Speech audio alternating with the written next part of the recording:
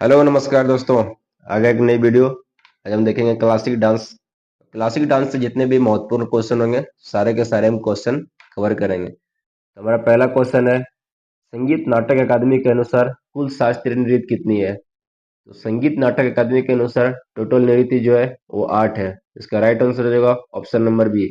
वहीं संस्कृति मंत्रालय के अनुसार देखा जाए तो वह 9 होता है। तो नौवा कौन सा नृत्य होता है? नौवा हमारा छऊ नृत्य होता है। लेकिन इसको प्योर शास्त्रीय नृत्य नहीं कहा जाता है।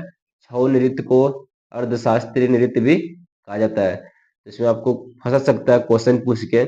संगीत नाटक अकादमी के अनुसार पूछा जाए तो वह होगा 8 नृत्य। वहीं संस्कृति मंत्रालय के अनुसार पूछा जाए तो 9 हो जाएगा। चलते हैं हम नेक्स्ट क्वेश्चन में। संगीत नाटक अकादमी की स्थापना कब हुई थी? तो यह हुआ था 1953 में। इसका राइट आंसर हो जाएगा ऑप्शन नंबर सी। संगीत नाटक अकादमी की हेडक्वार्टर कहाँ है? तो हेडक्वार्टर है दिल्ली में। इसकी स्थापना हुआ था 1953 में। चलते हैं नेक्स्ट क्वेश्चन में। संगीत नाटक अकादमी की मुख्यालय कहाँ है? इसका मुख्यालय है दिल्ली में। इसका राइट आंसर हो जाएगा option number B. Next question, संस्कृति मंत्रालय के अनुसार शास्त्रीय नृत्य की संख्या 9 माना जाता है। तो वह नौवां शास्त्रीय नृत्य कौन सा है? तो वह है छऊ नृत्य। और छऊ नृत्य जो है यह 3 राज्यों में मनाया जाता है, पश्चिम बंगाल, उड़ीसा और झारखंड राज्य में। अब छऊ को यूनेस्को की अमूर्त सूची में कब शामिल किया गया था? अमूर्त सूची में शामिल किया गया था 2010 को। इसका राइट आंसर हो जाएगा ऑप्शन नंबर सी। छऊ नृत्य कितने प्रकार के हैं? छऊ नृत्य है 3 प्रकार के, जैसे कि बताए थे मयूरभंज। मयूरभंज जो छऊ नृत्य है इसको मनाया जाता है उड़ीसा में। एक होता है सरायकेला छऊ। सरायकेला छऊ मनाया जाता है झारखंड में। और एक तीसरा होता है पुरुलिया, जो कि पुरुलिया मनाया जाता है पश्चिम बंगाल में। तो छऊ नृत्य कितने प्रकार के हैं? 3 प्रकार के। कितने राज्यों में मनाए जाते हैं? 3 राज्यों में। और छऊ नृत्य जो है वो कौन सा नृत्य है? अर्धशास्त्रीय नृत्य कहा जाता है। चलते हैं नेक्स्ट क्वेश्चन में। भारतनाट्यम नृत्य कौन से राज्य में माना जाता है?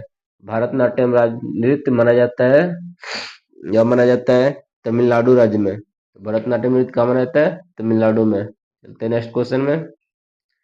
कौन से नृत्य का पुराना नाम सादरी था? तो यह था भरतनाट्यम का। भरतनाट्यम कौन सा राज्य में माना जाता है? तमिलनाडु राज्य में। भरतनाट्यम की जानकारी कौन सी पुस्तक में मिलती है? तो यह मिलता है शिल्पाधिकारम और अभिनय दर्पण में। शिल्पाधिकारम, अभिनय दर्पण में भरतनाट्यम की जानकारी मिलती है। शिल्पाधिकारम का राइटर कौन है? वह है इलांगो अदिगल। और अभिनय दर्पण का है नंदिकेश्वर। तो ये भी आपको याद रखना है। नेक्स्ट क्वेश्चन, अभिनय दर्पण पुस्तक के लेखक कौन है? तो वह है नंदिकेश्वर। इलांगो अदिगल किसके है? यह शिल्पाधिकारम का। चलते हैं नेक्स्ट क्वेश्चन। भरतनाट्यम नृत्य कौन से भगवान के विचारों की प्रस्तुति करते हैं? ये करते हैं शिव भगवान के। तो शिव धर्म अपना भरतनाट्यम नृत्य में कौन से भगवान के विचारों को प्रस्तुत करता है? वह शिव जी के विचारों को प्रस्तुत करते हैं। चलते हैं नेक्स्ट क्वेश्चन। कौन से नृत्य का आरंभ अलारिप्यू पर्यंत तिल्लाना से होता है? तो यह भरतनाट्यम नृत्य। भरतनाट्यम आरंभ होता है अलारिप्यू से, आरंभ होता है तिल्लाना से। बहुत इंपॉर्टेंट है, ये भी आपको याद रखना है। चलते हैं नेक्स्ट क्वेश्चन। कौन से नृत्य में 3 उंगलियां जोड़कर ओम का प्रतीक निर्मित किया जाता है? तो यह किया जाता है भरतनाट्यम में। इसका राइट आंसर हो जाएगा ऑप्शन नंबर बी। और दोस्तों, यदि आप मेरे चैनल पर न्यू है तो चैनल को सब्सक्राइब जरूर करें। यदि वीडियो अच्छा लगे हो तो शेयर एंड लाइक जरूर करें। चलते हैं हम नेक्स्ट क्वेश्चन में। भरतनाट्यम नृत्य के लिए कौन सा संगीत का प्रयोग किया जाता है? जैसे कि भरतनाट्यम जाने जाते हैं कि तमिलनाडु राज्य में माना जाता है। और तमिलनाडु जो साउथ की ओर है, तो साउथ की ओर कर्नाटक संगीत का प्रयोग किया जाता है। वहीं उत्तर भारत की ओर हिंदुस्तानी संगीत का प्रयोग किया जाता है। अब आप लोग एक क्वेश्चन का मैं आंसर दीजिएगा कि कर्नाटक संगीत का पिता किसे कहा जाता है। चलते हैं नेक्स्ट क्वेश्चन। भरतनाट्यम पर ब्रिटिश सरकार ने कब प्रतिबंध लगा दिया था? तो लगाया था 1910 को। इसका राइट आंसर हो जाएगा ऑप्शन नंबर सी। भरतनाट्यम के चित्र किस मंदिर के गोपुरम पर स्थित है? तो यह चिदम्बरम मंदिर। और चिदम्बरम मंदिर कहाँ है? तमिलनाडु में। इसका राइट आंसर हो जाएगा option number C. The next question, Guru Pankaj Charandas को किस नृत्य का जनक कहा जाता है? तो कहा जाता है ओडिसी नृत्य का। ओडिसी नृत्य का जनक किसे कहा जाता है? गुरु पंकज चरणदास को। याद रखना है आपको। दोस्तों ये जितने भी क्वेश्चन है सारे के सारे इंपॉर्टेंट क्वेश्चन है और हर क्वेश्चन को एग्जाम के द्वारा पूछा गया है। ओडिसी नृत्य कौन से भगवान से संबंधित है? ओडिसी नृत्य कौन से भगवान से संबंधित है? सॉरी ये राधा कृष्ण नहीं होगा, सिर्फ यह कृष्ण भगवान होगा। ये कौन से भगवान संबंधित है? कृष्ण जी से। चलते हैं नेक्स्ट क्वेश्चन। कौन से नृत्य को ओरेली नृत्य कहा जाता है? जैसे कि ओ से ओडिसी, ओरेली ओडिसी, ओरेली ओडिसी। इसका राइट आंसर हो जाएगा ऑप्शन नंबर सी। ओरेली नृत्य कहा जाता है ओडिसी नृत्य को। चलते हैं नेक्स्ट क्वेश्चन। कौन से नृत्य की शुरुआत मंगलाचरण और अंत मोक्ष पर होता है? तो वह है ओडिसी नृत्य। इसका राइट आंसर हो जाएगा ऑप्शन नंबर सी। चलते हैं नेक्स्ट क्वेश्चन में। कौन से नृत्य का प्रतीक जल तत्व का प्रतीक है? तो वह है ओडिसी नृत्य। ओडिसी नृत्य का प्रतीक है जल तत्व का प्रतीक है। चलते हैं हम नेक्स्ट क्वेश्चन। भगवान श्री कृष्ण के बचपन की कहानी को कौन सा नृत्य दर्शाती है? यह दर्शाती है मणिपुरी नृत्य। मणिपुरी नृत्य दर्शाती है भगवान कृष्ण के बचपन की कहानी को। चलते हैं नेक्स्ट क्वेश्चन। कौन से नृत्य की तीन प्रमुख शैलियां हैं? बहुत बहुत इंपॉर्टेंट क्वेश्चन है। लाई हरोबा, संकीर्तन और रासलीला। कौन से नृत्य की यह तीन प्रमुख शैलियां हैं? तो यह है मणिपुरी नृत्य का। चलते हैं नेक्स्ट क्वेश्चन। जवाहरलाल नेहरू मणिपुरी नृत्य अकादमी कहाँ है? तो यह मणिपुर की राजधानी इम्फाल में है। तो जवाहरलाल नेहरू मणिपुरी नृत्य अकादमी कहाँ है? यह है इम्फाल में। तो नेक्स्ट क्वेश्चन। कौन से नृत्य में कलाकार बेलनाकार स्कर्ट पहनते हैं जिसे ओटीआई कहा जाता है? तो ओटीआई कहा जाता है मणिपुरी नृत्य में। इसका राइट आंसर हो जाएगा ऑप्शन नंबर सी। चलते हैं नेक्स्ट क्वेश्चन। कुचिपुड़ी नृत्य कौन से राज्य द्वारा प्रस्तुत किया जाता है? कुचिपुड़ी नृत्य कहा जाता है आंध्र प्रदेश के द्वारा। चलते हैं नेक्स्ट क्वेश्चन। कौन से नृत्य का आदि गुरु सिद्धेंद्र योगी को माना जाता है? तो यह माना जाता है कुचिपुड़ी नृत्य का। कुचिपुड़ी का माना जाता है आंध्र प्रदेश में। भरतनाट्यम तमिलनाडु में। ओडिसी ओडिशा में। मणिपुरी मणिपुर में। तो राइट आंसर हो जाएगा ऑप्शन नंबर डी। चलते हैं नेक्स्ट क्वेश्चन में। कौन सा नृत्य के पुरुष कलाकारों की पोशाक को बगलबंदी कहा जाता है? यह कहा जाता है कुचिपुड़ी नृत्य को। कुचिपुड़ी नृत्य कहाँ माना जाता है? आंध्र प्रदेश में। राइट आंसर हो जाएगा ऑप्शन नंबर डी। चलता है नेक्स्ट क्वेश्चन। कौन से नृत्य का अन्य नाम नटवरी और कथाकारों का नृत्य कहा जाता है? तो यह कथक। और कथक कहाँ माना जाता है? उत्तर भारत में। कुचिपुड़ी आंध्र प्रदेश में। ओडिसी उड़ीसा में। मणिपुरी मणिपुरी में। कथक उत्तर भारत में। Next question. कौन से नृत्य राधा कृष्ण की कथाओं पर आधारित है? तो यह है कथक नृत्य। कथक नृत्य जो है राधा कृष्ण की कथाओं पर आधारित है। चलते हैं नेक्स्ट क्वेश्चन।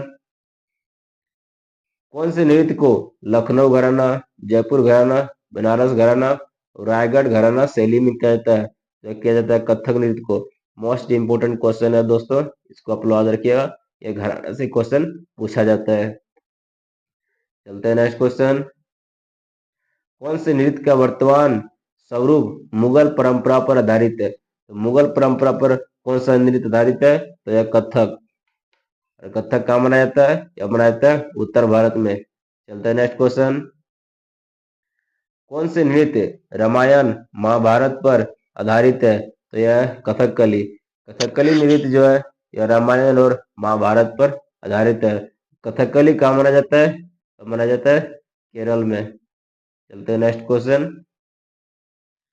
कौन सा नृत्य के थिएटर को कुट्टम पालम कहा जाता है? तो यह कथकली नृत्य के थिएटर को कुट्टम पालम कहा जाता है। थिएटर आप लोग जैसे जानते हैं, जहाँ मूवी वगैरह चला जाता है तो हम लोग थिएटर बोलते हैं। तो केरल में इसको कुट्टम पालम बोला जाता है।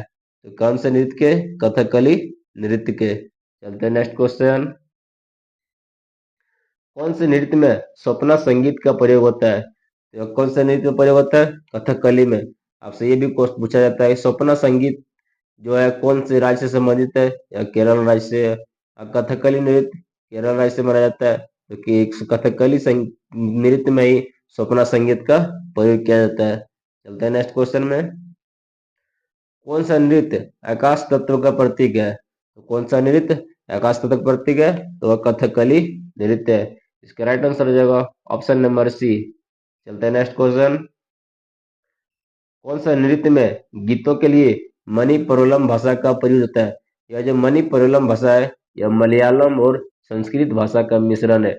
ये भी आप याद रखिएगा कि मणिपुरम जो भाषा है किसका मिश्रण है? तो यह मलयालम और संस्कृत भाषा का मिश्रण है। तो यह जो उपयोग होता है, यह कथकली में भी होता है और मोहिनीअट्टम में होता है। तो इसका राइट आंसर हो जाएगा ऑप्शन ए एंड सी। ये आप लोग याद रखिएगा। चलते हैं नेक्स्ट क्वेश्चन। राज्य से संबंधित है? तो यह संबंधित है केरल राज्य से। मोहिनीअट्टम है, एक कथकली है, ये भी जो कि केरल राज्य से संबंधित है। चलते हैं नेक्स्ट क्वेश्चन में। कौन से नृत्य में बालों में चमेली के सफेद फूल और कसाबू साड़ी पहनी जाती है? तो यह मोहिनीअट्टम में। अब मोहिनीअट्टम क्या होता है? मोहिनी का मतलब सुंदर और अट्टम का मतलब नृत्य। करेक्ट आंसर हो जाएगा ऑप्शन नंबर डी। कौन से नृत्य में विष्णु के स्त्री रूप की कहानी शामिल है? तो यह मोहिनीअट्टम है। जैसे कि दोस्तों आप लोग जानते होंगे विष्णु भगवान स्त्री का रूप लेके भस्मासुर को अपना स्टेप में वह नृत्य करा रहे थे। तो जिससे जिससे कि विष्णु जी ने जैसे ही सिर पर अपना हाथ रखा, वैसे ही भस्मासुर ने भी अपने सिर पर हाथ रखा, जिस कारण भस्मासुर खुद वो भस्म हो गया। तो इसका राइट आंसर हो जाएगा ऑप्शन नंबर ए। चलते हैं नेक्स्ट क्वेश्चन में। सत्रिया नृत्य कौन से राज्य से संबंधित है? सत्रिया नृत्य जो है असम में है और यह सबसे न्यू नृत्य है जो कि 2000 ईस्वी में इसे ऐड किया गया है शास्त्रीय नृत्य के अंदर। इसका राइट आंसर हो जाएगा ऑप्शन नंबर बी। चलते हैं नेक्स्ट क्वेश्चन में। किस नृत्य का संस्थापक श्रीमद शंकरदेव है? इसका सत्रिया नृत्य का संस्थापक श्रीमद शंकरदेव है। याद रखिएगा, बहुत इंपॉर्टेंट क्वेश्चन है। चलते नेक्स्ट क्वेश्चन।